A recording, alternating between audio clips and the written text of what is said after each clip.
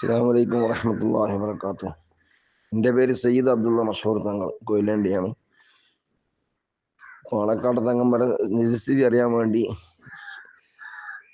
ചോദിച്ച കൊണ്ട് പറയാണ്.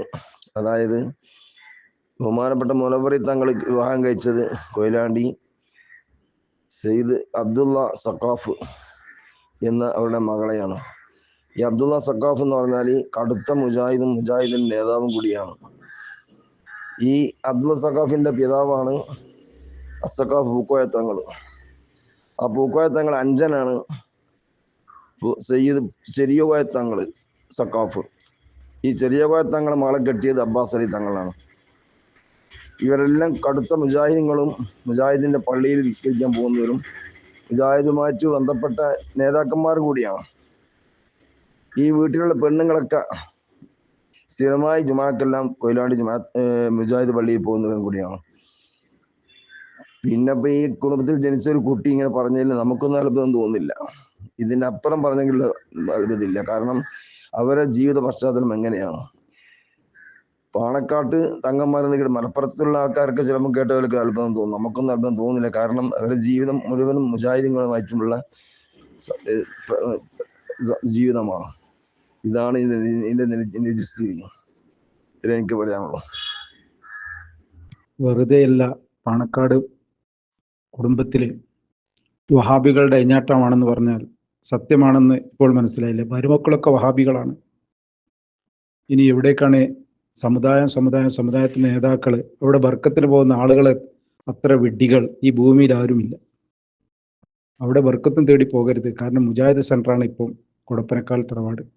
മരുമക്കള് വഹാബികളാണ് എന്ന് പറയുന്നുണ്ട്. അല്ലാഹു അഅലം, നമുക്കറിയില്ല. അത് ഉസ്താദുമാര് പറഞ്ഞേരേ, രോഗേ പടരുള്ളൂ, ആരോഗ്യം പടരൂലല്ലോ.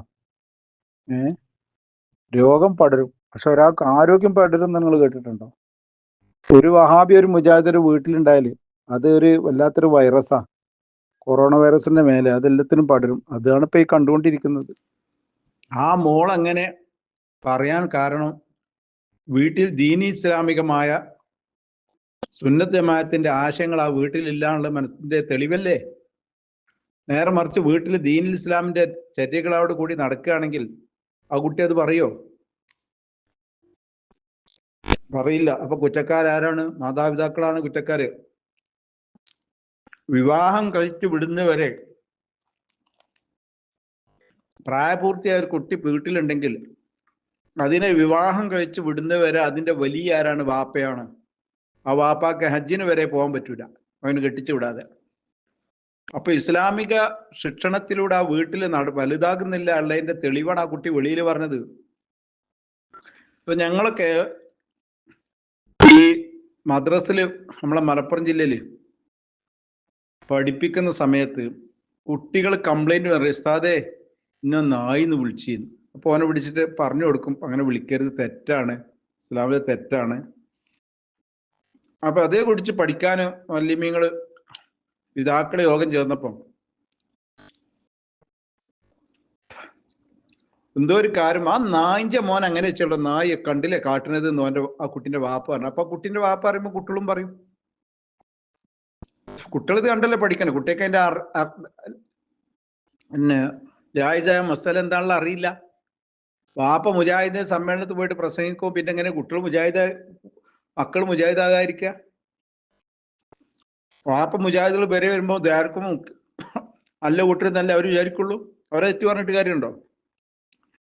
വാപ്പ മുജാഹിദ് ആളുകളെ, നേതാക്കളെ, ലീഗിന്റെ സ്ഥാനാർത്ഥികളെ നിർത്തി അവർക്ക് വേണ്ടി ദ്വാ ചെയ്തു കൊടുത്ത് വിജയിപ്പിക്കൊണ്ട് ആഹ്വാനം ചെയ്യുമ്പോൾ ഈ മുജാഹിദ് സുന്നിയറിന്റെ ഒന്നുമല്ല ചന്ദ്രിക, മനോരമ, പിന്നെ മാതൃഭൂമി, ദേശാഭിമാനി, നിങ്ങളെ പത്രം പോലെയാണ് ഇതൊക്കെ. എല്ലാ ന്യൂസ് എല്ലാത്തിലും ഉണ്ടായിരുന്നു. കുഴപ്പമൊന്നുമില്ല എന്ന് കുട്ടികൾ മനസ്സിലാക്കി. തെറ്റുകാർ മാതാപിതാക്കളാണ്. ഇക്കാര്യത്തിൽ പെൺകുട്ടികൾ തെറ്റുവന്ന മാതാപിതാക്കൾ തന്നെയാണ്.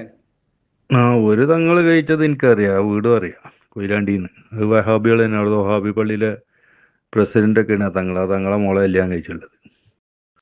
പിന്നെ ഒരു തങ്ങളും കൂടി 2 തങ്ങന്മാർ വഹാബി കുടുംബത്തിൽ നിന്ന് കല്യാണം കഴിച്ചു. പിന്നെ ഇവരുകളൊക്കെ പഠിച്ചതും വഹാബി കോളേജിൽ തന്നെയല്ലേ, വഹാബി കോളേജിൽ തന്നെ പഠിച്ചിട്ടുള്ളത്.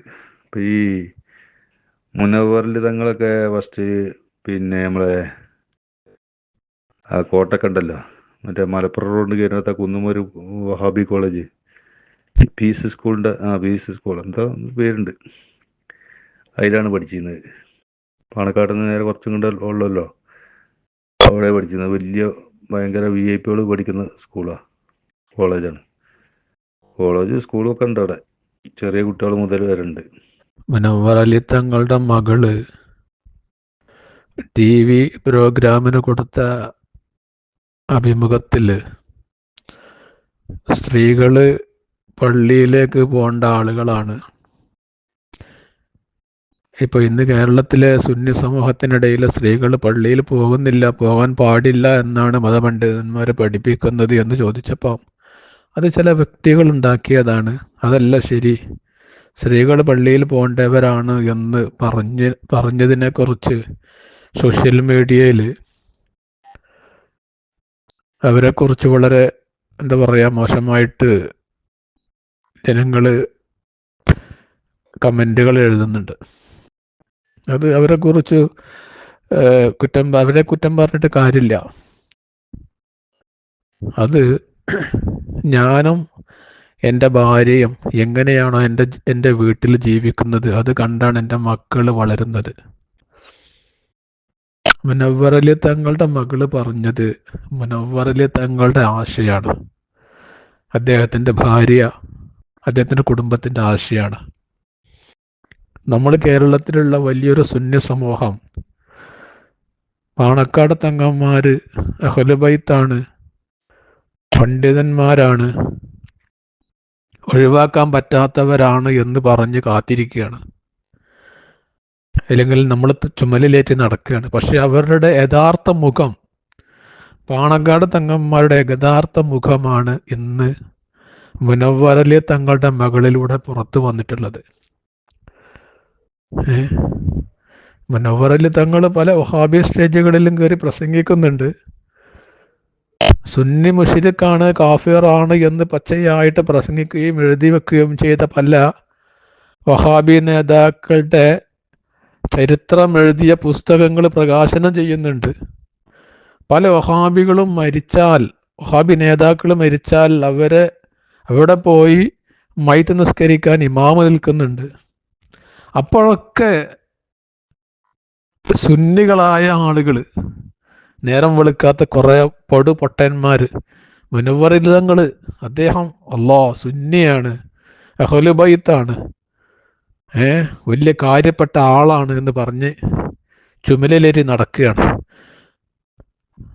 നേരം വെളുക്കാത്ത കുറേ പച്ചപ്പൊട്ടന്മാർ എന്ന് മാത്രമേ അവരെക്കുറിച്ച് പറയാൻ കഴിയുള്ളൂ. മുനവ്വർ അലി തങ്ങളും അദ്ദേഹത്തിൻ്റെ കുടുംബവും എന്നോ വഹാബി പ്രസ്ഥാനത്തിൽ എത്തിയിട്ടുണ്ട്. പക്ഷേ അത് സുന്നികളുടെ വോട്ട് നഷ്ടപ്പെടുമെന്ന് കരുതിയിട്ട് അവർ പുറത്ത് പറയുന്നില്ല എന്ന് മാത്രം. അവർക്ക് വേണ്ടത് വോട്ടാണ്, അവരുടെ ജീവിതമാർഗമാണത്. രാഷ്ട്രീയം എന്ന് പറഞ്ഞാൽ അവർക്കൊരു ബിസിനസ്സോ അല്ലെങ്കിൽ വേറൊരു ജോലിയോ ഇല്ല. അവർക്ക് അവരുടെ എന്താ പറയുക ജീവിതമാർഗമാണ് രാഷ്ട്രീയം. ആ രാഷ്ട്രീയത്തിൽ അവർക്ക് വിജയിക്കണമെങ്കിൽ വഹാബി, ജമാഅത്തെ ഇസ്ലാമി, ഖാദിയാനി എല്ലാവരുടെ വോട്ടും വേണം. അപ്പം ആരെയും പിണക്കാതെ സുന്നിയുടെ വോട്ട് വേണം. അതിന് ആരെയും പിണക്കാതെ ഇങ്ങനെ പോവാണ്.